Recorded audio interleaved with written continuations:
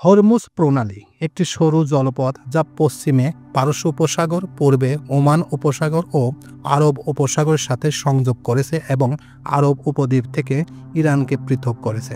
34 kilometre দীর্ঘ এই প্রণালীটি পারস্য উপসাগরের মধ্য দিয়ে প্রবাহিত হয়ে সংযুক্ত আরব আমিরাত এবং ইরানকে পৃথক করেছে। তো হ্যাঁ ভিউয়ার্স, আজকে আপনাদের সামনে শেয়ার করব হরমুজ প্রণালী কি, এখানে কি কি হয়, কি কারণে বিশ্বের মধ্যে এই হরমুজ প্রণালী এত গুরুত্বপূর্ণ। হ্যাঁ ভিউয়ার্স, সেই বিষয়ের উপর চমকপ্রদ তথ্য এখন আপনাদের সামনে শেয়ার করব। তো চলুন মূল প্রতিবেদনে।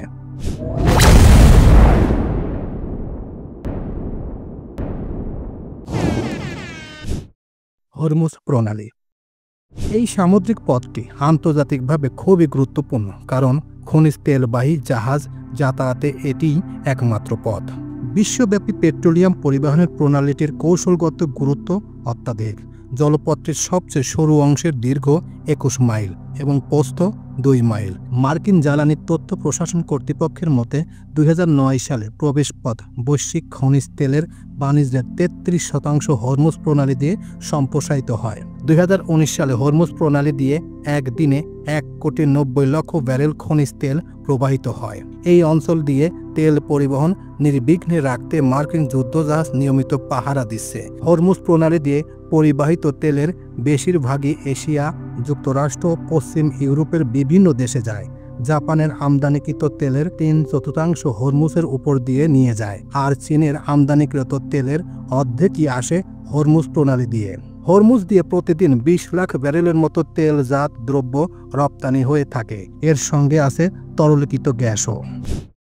ব্যুৎপত্তি: হরমুজ প্রণালীর নামটি পারস্যের রাজা দ্বিতীয় সাপুরের মা ইফরা হরমিজদ এর নাম থেকে এসেছে বলে ধারণা করা হয়। তিনি 309 থেকে 379 খ্রিস্টাব্দ পর্যন্ত রাজত্ব করেন।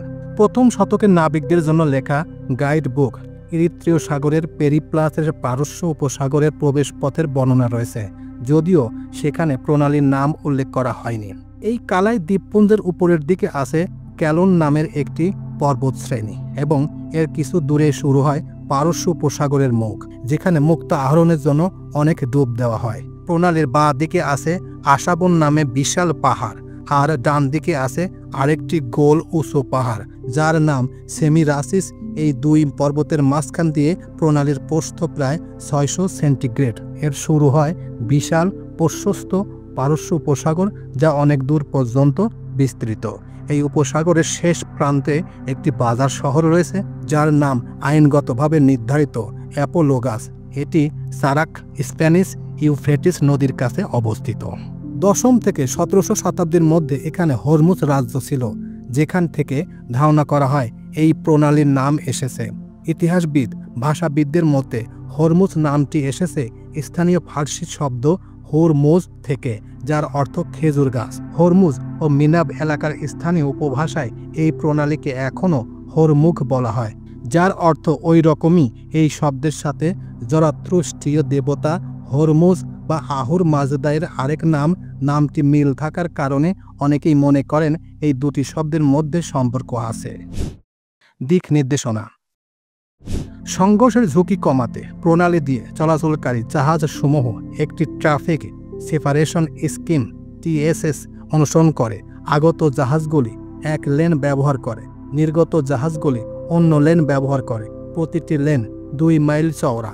লেনগুলি 2 মাইল চওড়া একটি মধ্যখণ্ড দ্বারা পৃথক করা হয়েছে। প্রণালী অতিক্রম করতে জাহাজসমূহ জাতিসংঘ সমুদ্র আইন বিষয়ক কনভেনশনের অবাধ চলাচল বিধান অনুসারে ইরান, ওমানের জলসীমা দিয়ে অতিক্রম করে, যদিও সব দেশ এই কনভেনশন অনুমোদন করেনি। তবে মার্কিন যুক্তরাষ্ট্র সহ অধিকাংশ দেশই কনভেনশনে সন্নিবেশিত এই প্রথাগত নৌ চলাচল নিয়মগুলি গ্রহণ করে। এপ্রিল 1959 সালে ইরান তার সীমানা সংলগ্ন জলভাগ প্রসারিত করে 12 নটিক্যাল মাইল অর্থাৎ 22 কিলোমিটার করে এবং ঘোষণা করে যে এই নতুনভাবে প্রসারিত অঞ্চল দিয়ে শুধুমাত্র নিরীহ চলাচল স্বীকৃত হবে বলে প্রণালীর আইন মর্যাদা পরিবর্তন করে। জুলাই 1972 সালে ওমানও ডিক্রির মাধ্যমে তার সীমানা সংলগ্ন জলভাগ 12 নটিক্যাল মাইল অর্থাৎ 22 কিলোমিটার প্রসারিত করে।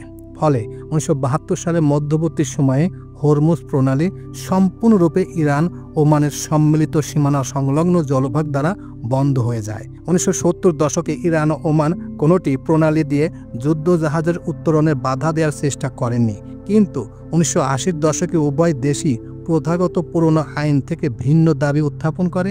আগস্ট 1989 সালে UNCLSS অনুমোদন করার সময় ওমান তার 1981 সালে রাজকীয় ডিক্রি নিশ্চিত করে এমন ঘোষণা জমা দেয় যে শুধুমাত্র নির্দোষ অতিক্রমী তার সীমানা সংলগ্ন জলভাগের মধ্য দিয়ে অনুমোদিত।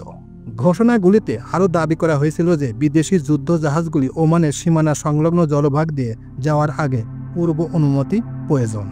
ডিসেম্বর 1982 সালে কনভেনশন স্বাক্ষর করার সময় ইরান একটি ঘোষণায় বলে যে শুধুমাত্র সমুদ্র আইন কনভেনশনের রাষ্ট্রীয় পক্ষগুলিতে এটি সৃষ্ট চুক্তিবদ্ধ অধিকারগুলির সুবিধা পাওয়ার অধিকারে, যার মধ্যে অন্তর্ভুক্ত রয়েছে আন্তর্জাতিক নৌ চলাচলের জন্য ব্যবহৃত প্রণালীগুলির মধ্য দিয়ে ট্রানজিট প্যাসেজের অধিকার। মে 1993 সালে ইরান সামুদ্রিক অঞ্চলগুলির উপর দিয়ে একটি ব্যাপক আইন প্রণয়ন করে, যার বেশ কয়েকটি ধারা UNCLSS এর বিধানের সাথে সাংঘর্ষিক, যার মধ্যে একটি প্রয়োজনীয়তা হলো যে যুদ্ধজাহাজ, ডুবোজাহাজ এবং পরমাণু শক্তি চালিত জাহাজগুলিকে ইরানের সীমানা সংলগ্ন জলভাগ দিয়ে নির্দোষ উত্তরণের অধিকার প্রয়োগ করার আগে অনুমতি নিতে হবে। ওমান ও ইরানের কোনো দাবি মার্কিন যুক্তরাষ্ট্র স্বীকার করে না এবং তাদের প্রত্যেকটির বিরোধিতা করেছে। ওমানের কাছে হরমুজ প্রণালীতে TSS নিরীক্ষণের জন্য একটি radar site link quality indicator ULCS রয়েছে। এই সাইটটি মোয়ান্দাম গভর্নরেটের চূড়ায় অবস্থিত একটি ছোট দ্বীপ। তো এই ছিল মোটামুটি আমাদের আজকের প্রতিবেদন। উপরোক্ত প্রতিবেদন থেকে আমরা একটা জিনিসই বুঝলাম যে বিশ্বের মধ্যে যতগুলো প্রণালী আছে তার মধ্যে হরমুজ প্রণালী আছে গুরুত্বপূর্ণ, কারণ বিশ্বের প্রায় 1/4 তেল এবং গ্যাস জাতীয় পণ্য এই হরমুজ প্রণালীতেই যাওয়া আসা করে। এই কারণেই হরমুজ প্রণালী বিশ্বের কাছে খুবই গুরুত্বপূর্ণ একটি প্রণালী। আর এই হরমুজ প্রণালী যদি ইরান সরকার বন্ধ করে দেয় তাহলে বিশ্ব বাজারে তেলের দাম রাতারাতি আকাশচুম্বী আকারে বেড়ে যাবে। আর এই কারণে যাতে হরমুজ প্রণালী বন্ধ না হয় সেই জন্য বিশ্ব দরবারে বিশ্ব দেশ সবাই উদ্বিগ্ন এবং খুবই টেনশনের মধ্যে থাকে। আর কোনো মতেই যেন এই হরমুজ প্রণালী বন্ধ না হয় সেটা নিয়ে বিভিন্ন আন্তর্জাতিক মহল থেকে গোপনীয়ভাবে অনেক আলাপ দরবার চলে। তো এই ছিল মোটামুটি আমাদের আজকের প্রতিবেদন। আমাদের এই প্রতিবেদন আপনাদের কাছে কেমন লাগলো, আর এই হরমুজ প্রণালী সম্পর্কে যে তথ্য দিলাম সেটা আপনাদের কাছে কেমন লাগলো? যদি ভালো লেগে থাকে তাহলে অবশ্যই লাইক, কমেন্ট, শেয়ার করবেন। আর যারা এখনো পর্যন্ত এই চ্যানেলটি সাবস্ক্রাইব করেন নাই তারা অবশ্যই এই চ্যানেলটি সাবস্ক্রাইব করবেন, কারণ এই ধরনের ঐতিহাসিক ইতিহাস, অজানা তথ্য এই চ্যানেলে নিয়মিত আকারে পোস্ট হচ্ছে। তো সবাইকে ধন্যবাদ জানিয়ে এখানেই শেষ করছি। আল্লাহ হাফেজ।